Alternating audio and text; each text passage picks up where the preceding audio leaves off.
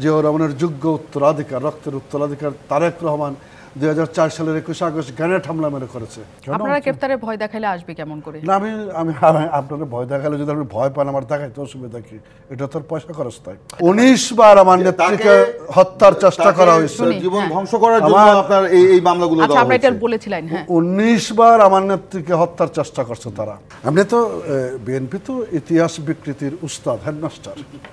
এই স্বাধীনতার পর আর কি বঙ্গবন্ধু নাম কোথাও নেওয়া যেত না, জয় বাংলা স্লোগান নিষিদ্ধ ছিল। আমরা 76 সালে 15ই আগস্ট বঙ্গবন্ধুর প্রথম মৃত্যুবার্ষিকী পালন করতে গেছি, সেটিও করতে দেওয়া হয়নি। যাক, সেগুলি ইতিহাস আর কি। হ্যাঁ, যেগুলি সত্য ঘটনাগুলো তার আপন গতিতে চলবে, ইচ্ছা করলেই ধামাচাপা দেওয়া যাবে না। একজন রাজনীতিবিদ মুসলেকা দিয়ে গেছে বলেই ফিরে আসতে পারছে না। আবার আমি এটাও মনে করি একজন রাজনীতিবিদ একটু সাহসী মানুষ কি নেতা হয়। সবাই নেতা হয় না, নেতা তো কিছু ব্যক্তি হয়। যারা নেতা হয় তাদেরকে সাহসী হতে হয়, যে কোনো পরিস্থিতি মোকাবেলা করার মতো সাহসটা থাকতে হয় তার।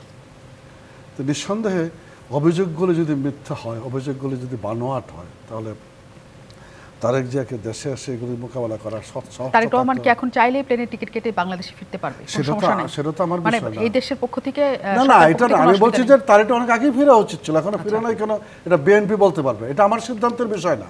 একজন নেতা তাকে দেশে ফিরতে পারে, যে কোনো পরিস্থিতি মোকাবেলা করে। তো দেশের সবাই আছে, রাজনীতি করছে, উনি একটি দলের দ্বিতীয় ক্ষমতাধর ব্যক্তি। দেশে এসে এগুলি মোকাবেলা করে প্রমাণ করা দরকার যে ওনার বিরুদ্ধে আনিত অভিযোগ সবগুলি মিথ্যে। এটা প্রমাণটা ওনাকেই করতে হবে। আমরা এটা বিশ্বাস করি, দেশের মানুষ বিশ্বাস করে ঘটনাগুলি প্রমাণিত সত্য। তাদের সত্যি বলা হয় যে যেহেতু বেগম খালেদা জিয়া খুবই অসুস্থ, তিনি শারীরিকভাবে, তিনি আর নেতৃত্বে এসে দলকে কোথাও নিতে পারবেন এমন অবস্থা নেই, কিন্তু তারেক রহমান যেহেতু নিয়ে যেতে পারবেন, তিনি আপনাদের ভয়ের কারণ হয়েছে, এই কারণে তাকেও আপনারা এমন ব্যবস্থা করতে চান যাতে তিনি রাজনীতিতে না ফিরতে পারেন। এত ভীতু হলে তো রাজনীতি করাটা কঠিনই, সাহসী তো হতেই হবে, একটু রিস্ক তো নিতেই হবে। ভীতু হলে বসে আল্লাহ বিল্লাহ করে কোনো অসুবিধা নেই। এগুলি তো ওনাদের ব্যাপার। রাজনীতিতে এই সমস্ত হুমকি ধমকি এই জায়গাগুলি থাকবে, এগুলি কিন্তু আপনারা সেটাই চান কিনা যে তারেক রহমানের কিছু যদি হয়ে যায় জেলে আপনারা পাঠাতে পারেন, তাহলে আপনারা মোটামুটি নিশ্চিত, মানে এই উদ্দেশ্যে এগোচ্ছেন কি? রাজনীতির নিশ্চয়তা তো জিয়াউর রহমান সাহেব 1975 সালের 15ই আগস্ট করতে চেয়েছিল বঙ্গবন্ধু পরিবারের সকল সদস্য হত্যার মধ্য দিয়ে। সম্পূর্ণ সাকসেসফুল হয় নাই। পরে জিয়াউর রহমানের যোগ্য উত্তরাধিকার, রক্তের উত্তরাধিকার তারেক রহমান 2004 সালের 21 আগস্ট গ্রেনেড হামলা মেরে করেছে। এটি হয় না। ফিনিক্স পাখির মতো এক মুজিব লোকান্তরে লক্ষ মুজিব ঘুরে ঘুরে, এটা আমরা বিশ্বাস করি। এটা কোনো পদ্ধতি না। রাজনৈতিকভাবে মোকাবেলা করে এগিয়ে যেতে হবে। আমাদের দেশের স্বরাষ্ট্রমন্ত্রীরা সবসময় আলোচিত হন নাকি, সেক্ষেত্রে বর্তমান স্বরাষ্ট্রমন্ত্রী শ্রদ্ধেয় জনাব আসাদুজ্জামান খান কামাল একজন সফল স্বরাষ্ট্রমন্ত্রী এখন পর্যন্ত।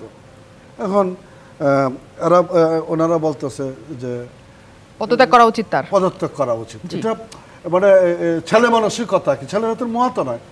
গত 52 বছরের ইতিহাসে যখন স্বরাষ্ট্রমন্ত্রী ছিল, তার মধ্যে সবচেয়ে প্রশংসিত মানুষ উনি। যে কোনো পরিস্থিতিতে অত্যন্ত ঠান্ডা মাথায় সব কিছু মোকাবেলা করে অগ্রসর হয়ে যাচ্ছে। এখন এই আপনার বেনজির কোথায় আছে, কিভাবে গেল না গেল, সেগুলি আসছে, সরকার চাচ্ছে বলে। একটা প্রশ্ন করি, সফল স্বরাষ্ট্রমন্ত্রী নগদের কাছে সব গ্রাহকই প্রিয়, তাই তো সারা দেশে ক্যাশ আউট চার্জ সবচেয়ে কম। আসাদুজ্জামান খান কামাল, কিন্তু তার অধীনে যে পুলিশ বাহিনী, সেই পুলিশ বাহিনীর প্রধানের দুর্নীতির খবর, সেই পুলিশ বাহিনী থেকে র্যাবে যাওয়া, পুলিশ প্রধান হওয়া, সকল কিছুই তার অধীনে ছিলেন, এবং তার দুর্নীতির খবর, তার দেশ থেকে চলে যাওয়ার খবর, কোনো কিছুই স্বরাষ্ট্র মন্ত্রণালয়ের মাননীয় মন্ত্রীর না জানাটা আসলে ব্যর্থতা হিসেবে আপনারা দেখেন? না না না, এটা কোনো ব্যর্থতার বিষয় না। আচ্ছা, আপনাকে যেভাবে বলতেছেন, তাহলে উনি পুলিশ কমিশনার হিসাবে যে সময়টাকাতে দায়িত্ব পালন করছেন, সেই সময়কালে তার কর্মকাণ্ড, তার আয় রোজগার নিয়ে কথা বলতে হবে। তারপরে সেখান থেকে তিনি গেলেন র্যাবের ডিজি, সেই সময়কালের বিষয়গুলি নিয়ে কথা বলতে হবে। তারপরে আইজির দায়িত্ব পালন করেন সবাই, এবং সেটা পার হয়ে যাওয়ার পরে আজকের দিন পর্যন্ত। এটা তো স্লটগুলি ভাগ করে সব কিছু সামনে এনে কথা বলতে হবে। একদম ঢালাও যে কথাটা বলা হচ্ছে যে মানে একবারই সব কিছু উনি যেদিন কমিশনার হয়েছেন সেদিনই উনি দুর্নীতিতে আকণ্ঠ নিমজ্জিত হয়েছে, তারপরে আমরা ডিজি র্যাব বানিয়েছি, তারপরে আমরা আইজি বানিয়েছি। বিষয়গুলো তো তা নয়, কোনো না কোনো সময় হয়েছে। এটা সরকার স্পষ্টভাবে চেয়েছে যেন এগুলি তদন্তের মধ্যে আসে।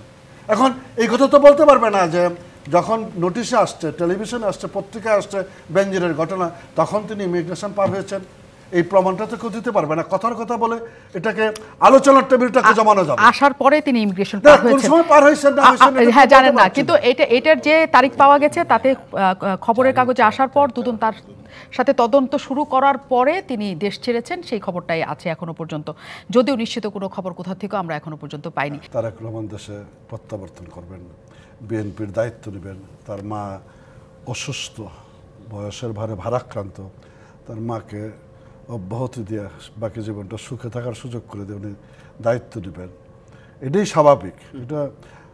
এটা হচ্ছে না যেটা এটা অস্বাভাবিক হচ্ছে। আপনারা গ্রেফতারের ভয় দেখালে আসবে কেমন করে? না, আমি আপনাদের ভয় দেখালে যদি আপনি ভয় পান আমার দেখাইতে অসুবিধা কি? এটা তোর পয়সা খরচ তাই এটি ফাও কথা। আমি আবারও সরি ফর দ্য ল্যাঙ্গুয়েজ আর কি। আপনার বেগম খালেদা জিয়া, মির্জা ফখরুল এবং তারেক রহমানের নেতৃত্বের যে সংঘাত, এই সংঘাত বিএনপি কিন্তু কুরে কুরে খাচ্ছে। দুর্নীতির বরপুত্র তারেক রহমান দেশে আসবে, সেটা আসুক, সেটা তো সবাই চাচ্ছে। আসছে না কেন সেটা প্রশ্ন, সেই প্রশ্নের উত্তরটা আপনাদেরকে খুঁজে নিতে হবে। আমরা বিশ্বাস করি দল আপনারা অত্যাচার করবেন বললেই তো কিছু না না না, এইগুলো তো মানে 19 বার আমার নেত্রীকে হত্যার চেষ্টা করা হয়েছে, জীবন ধ্বংস করার জন্য আপনার এই মামলাগুলো দেওয়া হয়েছে। আমরা এটা বলেছিলেন, হ্যাঁ 19 বার আমার নেত্রীকে হত্যার চেষ্টা করছে তারা, তারপরেও তিনি ছিলেন। একবারও এমন কোনো ঘটনা ঘটেনি যে বেগম খালেদা জিয়ার উপর কেউ হামলা পরিচালনা করে। কোথায় বিএনপি, কোথায় হামলা? মানে এইরকম জিনিসগুলি। আর 21শে আগস্ট প্রমাণিত সত্য, তারেক জিয়ার বক্তব্য, বেগম খালেদা জিয়ার বক্তব্য যে ওনারা এটার সাথে রিলেটেড। 15 আগস্টের হত্যাকারীদেরকে নিয়ে রাজনীতি করছে, পুনর্বাসিত করেছে না, সেগুলি আওয়ামী লীগ এই কাজটা কখনো নিশ্চয়ই। কিন্তু তারপর আমরা প্রধানমন্ত্রীকে সবসময় দেখি তিনি দৃঢ়তার সাথে যা বলেন তা তিনি করেন, তার ওই জেদের জায়গাটা সবসময়ের জন্য কাজ করে।